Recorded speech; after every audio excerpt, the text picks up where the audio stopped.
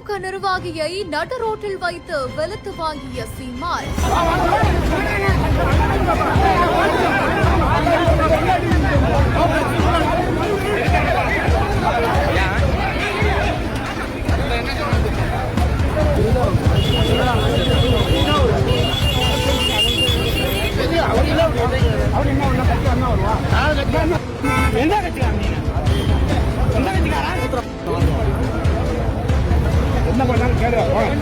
NTK தலைவரின் காரை வழிமறித்து கேள்வி கேட்டதால் நடந்த பகீர்.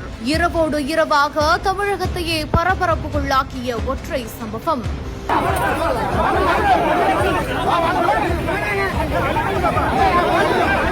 கடலூர் மாவட்டம் விருதாச்சலம் பொன்னேரி புறவழி சாலையில் இருக்கக்கூடிய திருமண மண்டபத்துல தமிழ்நாடு அரசு பணியாளர் சங்கம் சார்பில் நடந்த மாநாட்டில் கலந்து கொண்டு நாம் தமிழர் கட்சி தலைமை ஒருங்கிணைப்பாளர் சீமான் கிளம்பியிருக்காரு. காரில் புறப்பட்ட அவரை கடலூர் கிழக்கு மாவட்ட திமுக வர்த்தக அணி அமைப்பாளர் ரங்கநாதன் வழிமறித்ததா சொல்லப்படுது. அது மட்டுமில்லாம வழிமறித்த அவரு ஏதோ ஒரு கேள்வியை கேட்டதாகவும் இதனால் ஆத்திரமடைந்த சீமான் மற்றும் கட்சியினர் ஒன்று திரண்டு ரங்கநாதனை சரமாரியா தாக்கியிருக்காங்க. பாதுகாப்பு பணியில இருந்த போலீசார் அவங்களை மீட்க முயன்றுமே அவங்களால முடியல.